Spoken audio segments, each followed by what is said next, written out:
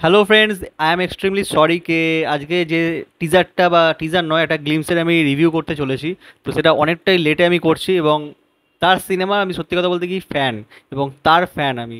মানে আমার দেখা ফাইনেস্ট, মানে আমার জবে থেকে আমি সাউথ ইন্ডিয়ান সিনেমা দেখা শুরু করেছি, মানে একটা লোকের আমি পরবর্তীকালে যে ফ্যান হয়ে যাই, তারপর আমার বাকিদের ভালো লাগে, কিন্তু এর সোয়াগের ধারে কাছে আমি কাউকে পাই না।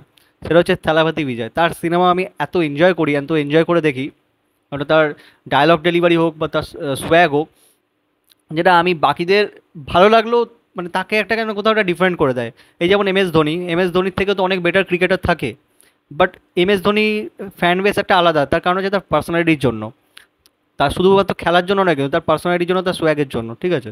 কোথাও ডেফিনেটলি আলাদা, যে সে যখন মাঠে নামে এত লোকের চিৎকার, সেটা শুধু যে তার সে খুব ভালো খেলে তার জন্য নয়, তার পার্সোনালিটির জন্য। ঠিক তেমনি তারাপতি বিজয়ের পার্সোনালিটি, তার সোয়াগ, তার স্টাইল, তার সিনেমা ডেফিনেটলি মানে একটা আলাদাই ফিলিং দেয় আমাকে, যার জন্য আমি তার সিনেমা দেখার জন্য আর কি মুখিয়ে থাকি। তো তার বার্থডের দিন আর কি দ্য গোটের একটা গ্লিমস ছাড়া হয়েছে, রাত্রিবেলায় 12টার সময় আর কি আসে, এবং ওই রাত্রি 12টার সময় এসে এসেই মানে শোনা যাচ্ছে যে 1 মিনিটের মধ্যে নাকি 35,000 লাইক পড়ে গেছে। মানে এটা, মানে এরকম স্টারডাম কতজনের থাকে, যে ওই টাইমে এরকম খুব কম সুপারস্টার এরকম আছে যে এরকম 1 মিনিটের মধ্যে 35,000 লাইক ইউটিউবে। মানে একটা সাংঘাতিক ক্রেজ তার আছে, মানে এতে সাউথ ইন্ডিয়ায়, তামিলনাড়ুতে। তো তার গ্লিমসটা কেমন লাগে, টিজার বলা চলে না, কারণ এটা 50 সেকেন্ডের একটা গ্লিমসই বলতে পারি, এটা টিজার ঠিক নয়। বাট এই 50 সেকেন্ডের গ্লিমসটা মানে ছিটকে দিয়েছে, জাস্ট ছিটকে দিয়েছে।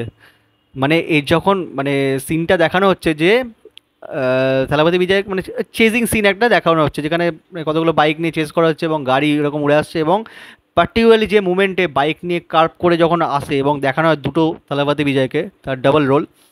তো যখন দেখানো হয় এবং তখন যে বিজিএমটা মানে মানে বাজে এবং সিনটাকে যেভাবে এনহ্যান্স করে, মানে জাস্ট মানে কি বলবো, মার্ভেলাস। মানে আমি জাস্ট মানে স্তম্ভিত ওই জায়গাটায়। এটা সাউথ ইন্ডিয়া বলেই হয়তো সম্ভব এরকম সিন ডিজাইন করা, এত সুন্দরভাবে সিনটাকে ডিজাইন করেছে। মানে কি বলবো, ছিটকে যাওয়ার মতো সিন ওটা।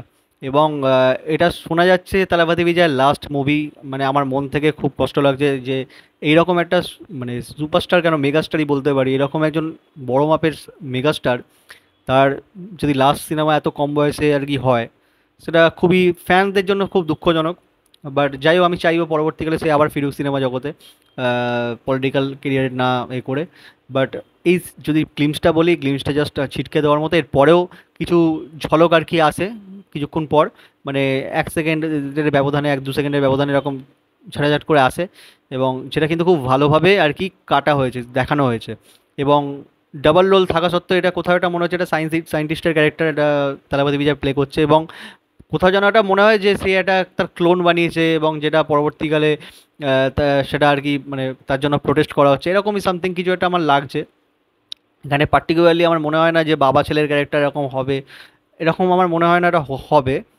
বাট হতেও পারে, এটা জানি না, এখনো পর্যন্ত স্টোরি সম্পর্কে অতটা আইডিয়া করা যাচ্ছে না যে কীরকম স্টোরি। বাট এইটুকু বলতে পারি, এটা একটা ছিটকে দেওয়া স্টোরি হবে, আর ছিটকে দেওয়ার মতোই হবে। এর আগে যদি লিও যদি এত বড় একটা ব্লকবাস্টার হয়, তাহলে এই ঝলকেই মানে লোক মানে ওটা কী বলবো, স্তম্ভিত। তাহলে এই সিনেমাটা কেমন হবে সেটা মানে বোঝাই যাচ্ছে। তো অপেক্ষা করবো ট্রেলার জন্য, সিনেমার জন্য কেমন হবে। যত ট্রেলার আসবে তার রিভিউ আমরা করব, মুভি এলে তো ডেফিনেটলি দেখবো এবং রিভিউ করব। তো তোমাদের কেমন লেগেছে এই গ্লিমসটা পার্টিকুলারলি, এবং থালাপতি বিজয়কে কেমন লেগেছে, ভিজিএম কেমন লেগেছে, তোমরা অবভিয়াসলি কমেন্ট করে এটা জানিও। এবং ভিডিওটা যদি ভালো লেগে থাকে তাহলে চ্যানেলটাকে সাবস্ক্রাইব করো আর ভিডিওটাকে লাইক করো। Thank you.